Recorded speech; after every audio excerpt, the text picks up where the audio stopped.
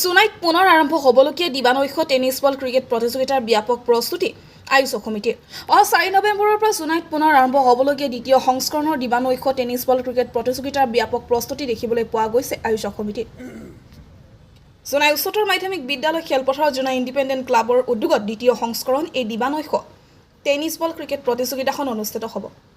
উল্লেখযোগ্য যে যোৱা বৰ্ষৰ দৰে এই বৰ্ষ দিবানৈশ টেনিছ বল ক্ৰিকেট প্ৰতিযোগিতাখনতো প্ৰতিটো দলত মুঠ 7জন খেলুৱৈ থকাৰ উপৰিও খেলখন প্ৰতিটো ইনিংছত 6 অভাৰকৈ খেলুৱা হ'ব বুলি জানিবলৈ দিছে আয়োজক সমিতিয়ে। এই দিবানৈশ টেনিছ বল ক্ৰিকেট প্ৰতিযোগিতাখনৰ বিজয়ী দলে ৭৫,০০০ নগদ ধনৰ লগত ট্ৰফি আৰু ৰানাৰ্ছ আপ দলে ৩৫,০০০ টকা নগদ ধনৰ লগতে এটি ট্ৰফি প্ৰদান কৰিব।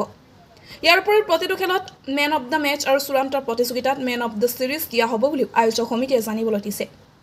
ইফালে আগন্তুক এই দিবানৈশ টেনিছ বল ক্ৰিকেট প্ৰতিযোগিতাখন সুন্দৰভাৱে আয়োজন কৰিব পৰাকৈ ইতিমধ্যে আয়োজক সমিতিয়ে ব্যাপক প্ৰস্তুতি চলাই থকা বুলি জানিবলৈ দিছে। দিবানৈশ টেনিছ বল ক্ৰিকেট প্ৰতিযোগিতা অহা ইংৰাজী 4 তাৰিখৰ পৰা হ'ব, নৱেম্বৰ 4 তাৰিখৰ পৰা।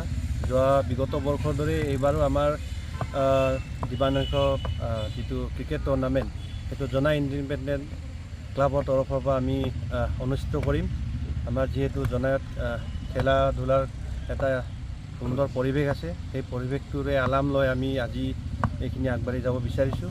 আৰু খেলৰ কেইটামান আমি বিষয় আমি কৈ দিব বিচাৰিছোঁ যে খেলৰ আমাৰ প্ৰথম পুৰস্কাৰ হ'ব ৭০,০০০ টকা, লগতে ট্ৰফি থাকিব। দ্বিতীয় পুৰস্কাৰ ৩৫,০০০ টকা, ট্ৰফি থাকিব। লগতে ফাইনেলত মেন অফ দ্য ছিৰিজ ৭,০০০ টকা, ট্ৰফি থাকিব। আৰু থাকিব মেন অফ দ্য মেচ ৩,০০০ টকা, ট্ৰফি থাকিব।